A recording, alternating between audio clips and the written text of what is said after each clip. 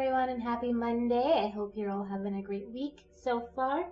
Welcome to your weekly reading for the week of May 28th to June 3rd. I am happy to have you here. Thank you so much for all of your support and for joining me all this time. I am again afraid, and as usual, I'll be reading the cards and then reading what the companion book says. I'm using the Gilded Tarot. This may be the last time I use this spread. For the moment, I am trying something new out soon that I'm really excited to bring to you guys, a new spread that I came up with that I think might offer a bit more insight for each of your days for the week, and I also think might just be a little bit less work for me. I plan to have them a bit less edited than these videos, than these weekly videos that we've been doing, because it does take me about 2 or 3 hours to edit these videos, simply because I am the kind of person who takes a lot of time for silence, and I take a lot of time for thought, and I say a lot. So I end up cutting about 20 or 30 minutes out of every video just of me being silent and thinking. So I'm hoping this other video format that I have been working on is going to provide me less opportunity for that silence, but also just make my workload a little bit easier. We'll see. We'll try it for a little bit, and if I like it, we'll keep it, and if I like it and miss this style, we'll come back to this. But for now, I'm thinking this might be our last time doing this kind of weekly reading. So without further ado, I'll be reading a card for Monday, Tuesday, Wednesday, Thursday, Friday, Saturday, and Sunday. The card for Monday is the High Priestess. For Monday, I'm getting a sense of lightness, of peace, of freedom. You should study and practice, especially if you are a spiritual practitioner, if you're Wiccan or pagan or anything like that. You should especially spend some time today studying your focus. Spend some energy on your spiritual side, because that's how you find balance. If you have the opportunity to take a spirit cleansing bath or shower, today's a really good day for it. It's a day to get in touch with your goddess-loving side or your God-loving side. Get in touch with the side of you that connects with the divine, with deity, and just speak to that. Speak to God. Speak your prayers. Speak what you want to bring into your life. Clear yourself of any negative spiritual energy that may have been holding you down. If you've been feeling tired or you've been feeling disconnected, today is a really good day to rebuild your foundation. But try to keep a light heart about it. It's not a day to tell yourself that you're bad because you haven't been practicing or you haven't been spending as much time in worship as you maybe once did. Don't attack yourself for taking breaks. Let your heart be light. Let your spirit be light, because that is how you can connect to spirit itself, to the divine spirit. Do whatever you can to reconnect with deity and reconnect with your spiritual basis, because this is going to help propel you. Let's see what the book says about the High Priestess. The message of the High Priestess is about a kind of knowing that is beyond logic. Pay attention to your intuition and recognize that there are different ways of knowing. While the stars and planets of the night sky can be charted and understood rationally, this same sky inspires us in ways foreign to our sense of reason. Be aware of staying too long in the heady realms of the High Priestess. You must take your inspiration and translate it into action. Honor the muse, but do not become her slave. The card for Tuesday is the Devil.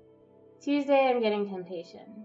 Whether it's the temptation to slack off from your job, to put less energy into your relationships or into your work, into your craft, again, into your spiritual practices, whatever it is, you're kind of tempted away from it. This is especially strong because Tuesday is a full moon. All you really want to do is have fun. All you want to do is mess around, flirt with something that's exciting, do something a little bit dangerous. And that's okay in moderation. But be aware on Tuesday of the things that look too good to be true. Be aware of things that look like they're fun, but maybe they don't serve your higher purposes.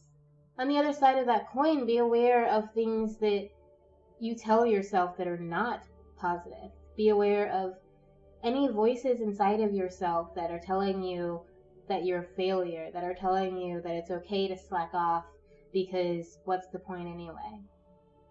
Don't listen to those voices. Try to resist that temptation. Try to resist anything that's negatively pulling you down. If you are spending more time meditating and you're spending more time, taking care of your spiritual self, then there's a chance that other energies that don't necessarily want you to be happy are around. But it's more likely that you're telling yourself not to be happy, that you're speaking to yourself in a way that does not serve you. You're treating yourself badly. You're not eating healthy. You're not focusing on your dreams. Maybe you're working a job that you hate and that's all you do, and then you come home and you veg out. On Tuesday, work really hard to go against that. Work as hard as you can to go against any desire to be lazy, to go against temptation to ignore your goals and to succumb to depression or negative self-talk. Let's see what the book says about the devil. The message of the devil is a warning, a cautionary tale. If temperance is perfect balance, perfectly expressed, the devil is imperfect balance, recklessly pursued. Anything in the extreme, eating, working, sexual activity, exercising, leads to an unbalanced life. Take heed and moderate your behavior. Keep watch for obsessions in your life. Do not let any belief or practice overshadow all other aspects of your life or your responsibility to yourself and others. Be aware of being so afraid of pleasures out of fear of addiction that you repress or deny all desires, even the healthy ones. The card for Wednesday is the Six of Pentacles. So this might be another day where you're feeling some sort of temptation, as opposed to wanting to kind of give in to laziness. Now you're kind of wanting to spend your resources. So it might be that you want to go shopping and buy a bunch of stuff that you don't need. Retail therapy is a real thing, I know. But try to hold back from that. We have in this picture this guy who's weighing his gold, and he's also tossed a bunch of gold out the window, and he's not really paying attention to where it's going. He's not paying attention to who's getting it. He's just throwing the money away. He's reveling in having it and then tossing it out the window. That doesn't seem like a really smart move. So be aware of what you might be giving away too much of. Like what of yourself you're offering, whether it's you're working way more hours than you originally agreed to, or your friends are requiring more from you, or they're demanding that because you're their friend you have to, help them move or something, and you're not feeling it. Take stock in what you're actually giving and what you're receiving in exchange. There should always be balance, and this goes for give and take relationships. There should always be some give with the take. So look in your life and see if there's somebody taking more than you're able to give, or more than they're giving back to you. At the same time, be aware of whether or not you're doing that to somebody. If you're expecting a friend to do more emotional labor for you than you ever do for that friend, be honest with yourself about that and open yourself up to fixing that, to making that a balanced relationship. Don't let yourself be tempted to believe that an imbalanced relationship is okay. Don't let yourself believe that you're meant to give more than you can handle. That it's okay to have an unbalanced relationship with another person, with a thing, with whatever substances. If at any point you're starting to feel exhausted or drained, or like the activity that you're putting your energy into is no longer worth it, then it is okay to step back. It is okay to tell yourself that you've given quite a bit. That doesn't mean you have to stop giving forever, but you need to readjust. Let's see what the book says about the Six of Pentacles. You give up your resources freely, but are you paying attention to what you are doing? Are you giving people what they need, or just what it pleases you to give? Be aware of proud but dispassionate giving. Giving your child a new computer when he really wants your attention is not a good use of your resources, nor is it helpful to your child. The card for Thursday is the King of Swords. So the overwhelming theme here has been to find some sort of balance and to avoid giving into temptation, whether that was temptation to not work or to give away too much of your resources or just give too much of yourself.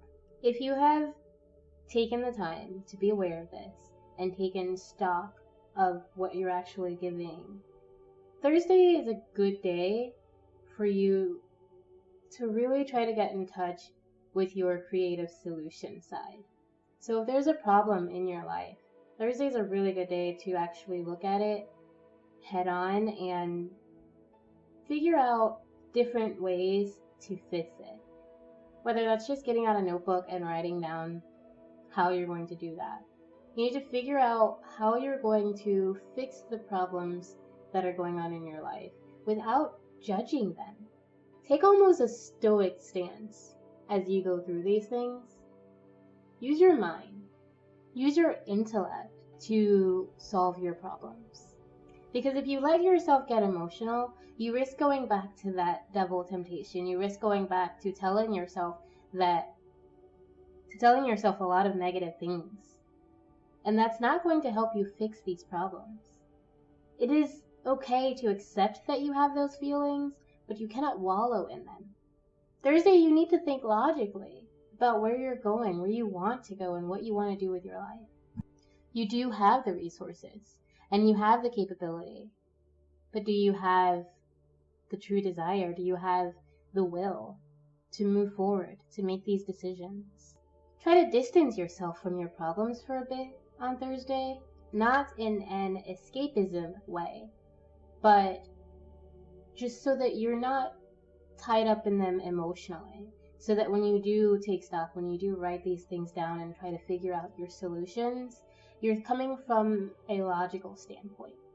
You're more objective, and that will make you more capable of seeing these problems. One thing that I like to do when I am doing tarot readings for myself or trying to figure out my life when I have a real problem, I pretend that I'm talking to a friend. Someone outside of myself, someone who's not me. Because we tend to be more clear when we're helping someone else deal with their problems. So take a picture, take a doll, take something and tell them their problems, Your problems become theirs. Tell them how to fix their problems. Tell them what you would do if you were in those shoes. Pretend you're not and tell them what you would do if you were. Let's see what the book says about the King of Swords. Your intelligence is at the core of your persona. You have used it well to create a successful life for yourself and those associated with you. Your wisdom benefits others and you are comfortable sharing your ideas and opinions. Be aware of letting your intelligence define you in full. Seek a bit more balance in your own self-image and your dealings with others. Be careful, too, of becoming a snob. Your mind is powerful, but if turned inward too much, you may be prone to paranoia. The card for Friday is the Two of Cups. What did I say? This whole week's been about balance. And Friday, if you've done all this stuff, you're finding it. You are coming to a point where you can reconcile this dark and light aspect of yourself. Where you can see your negative aspects, you can see all of the horrible things that you've been saying about yourself in a different light. You can see them from the point of view of your higher self. Try to recognize what's true and what's not. There is new knowledge coming for you, but you have to be able to break down these old barriers. You have to be able to overcome past traumas. You cannot let them control you. You cannot let your temptations control you, your decision to be negative or lazy or to just give up control you. Because, again, you have the resources that you need to overcome that. You have everything that you need to find success and to find growth. But do you have the will? Friday, I am seeing that you do. I am seeing that there is strength inside of you. that there is balance coming into your life, into your heart, and into your mind. I think this week is mainly about being a little bit more logical, but there are emotions here. There is a blending of your heart and mind, of truth that you may have been blinding yourself from. You may not have been able to see the good in your life, but it is there, and you are becoming aware of it. Let's see what the book says about the Two of Cups. You are faced with the opportunity to partner with someone, whether it is a romantic union or business venture. Whichever it is, the potential for creating something very special is there. Honor the gift of the moment and enjoy it. Be aware of unrealized potential. If all the elements of a strong partnership are in place, but no forward movement is made, the moments may be lost. Enjoy the magic of the moments, but do not let it enslave you. The card for Saturday is the Knight of Cups. I'm feeling that passions might be running high. There's an energy and an urgency behind you now. Whatever it is that you've come to realize, whatever it is that you've learned about yourself this week, whatever temptations you've had to overcome, it's all led to a certain kind of emotional fulfilledness, or at least a heightened emotional state. You have a lot to say. You're feeling a lot of things right now. Part of you might even be afraid of these things, of the things that you've learned about yourself, of the things that you've learned about your world. You might even be having some trouble trusting someone. Try to be aware of where your emotions are. If your emotions are heightened and it is not a positive experience, try to understand where that's coming from and to not exactly control it, but to work with it and through it. Try to make sure that you're not hurting other people, that because of your emotions, you aren't lashing out at your friends and family. There is healing to be had for you. Do not let your fear or your anger or your passion against yourself, don't let that hold you back. You have some great things ahead of you, some exciting things ahead of you.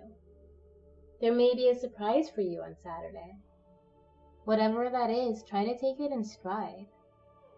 Let's see what the book says about the Knight of Cups. You are feeling very romantic. You are more interested in candles, decadent dinners, and lofty declarations of love than usual. Celebrating the beautiful and sensual experiences of life is just as necessary as any other experience. Enjoy. Be aware of daydreaming when you shouldn't. Don't let romantic ideals take you away from your path. It's one thing to celebrate a dream come true feeling in your life. It's another to chase after dreams that can never be. The card for Sunday is the Seven of Swords. There is still work ahead for you, but I'm getting that you are trying too hard to finish that work too soon. You're getting ahead of yourself. You're putting so much on yourself, so much pressure to succeed, so much pressure to finish a project, so much pressure to do your job properly or to live the kind of life that you've imagined, to follow some sort of script that you wrote for yourself, that you're making it really hard, almost impossible for you to do anything.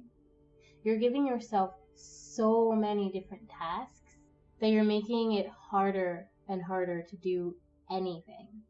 There's a saying about being a master of one craft, or dabbling in many and being a master of none. That's your choice to make. If you want to do a bunch of stuff and not be a master of anything, that's entirely your choice, but I am getting that it's going to hold you back. It's not going to aid you. That this is a good time for you to focus on something. For you to pick what you want to work on, what you want to focus on, what you want to spend your energy on, and to do that. And this week I'm getting that should be your spiritual connection, that should be balance, that should be avoiding temptation, that should be discipline. Looking at this whole reading, there is the possibility that there's someone else involved in your life right now. That there's a partnership coming and maybe there is some romance ahead for you. And maybe it's from a very generous, tempting person. And if that's the case, if this is about a person, if there's some sort of person coming into your life and they're bringing temptation and they're giving you all kinds of gifts and they're making you feel this connection and this romance, I would say be careful. I would also say don't let outside forces influence you. With the Seven of Swords, the man is carrying 5 swords, but there are 2 behind. So he's given himself too much to carry. In that same right, if you look at the swords as representing people, then he's taking away the people that do not serve your purposes right now. If this is involving another person, then this is you and that person. You and that person need to deal with your problems. You and that person need to deal with your relationship. Don't listen to people outside of your relationship. Don't listen to naysayers or people who are enabling. Listen to your intellect. Listen to your intuition. Use your head more than your heart this week. As always, of course, you need to maintain a type of balance there. But balance isn't always about equality. Balance isn't always about equal use of something. Sometimes it means this week you need to focus more on something that has been out of balance to bring it back up. It means if you have been neglecting your intellectual side or neglecting your spiritual side, neglecting meditation and practice, then the longer you neglect that, even if you don't really feel like it, the longer you neglect that, the less you're going to feel like it, the less you're going to want to do it. It requires discipline. It requires getting over your temptations. It requires sometimes holding back when you've given too much or when you've put too much on yourself. This week is a week for you to reconnect spiritually, for you to rebuild that balance, because I feel like something is lacking. If we go all the way back to Monday, that is the start of it. That is when you need to meditate, when you need to start reconnecting. But if you're looking at the High Priestess card, you can see that one of those lamps is hidden because something's not yet balanced. Something's not yet there. Do the work. Take intellectual stock of what you're doing and what you're giving and whether or not you're actually getting an equal share in return.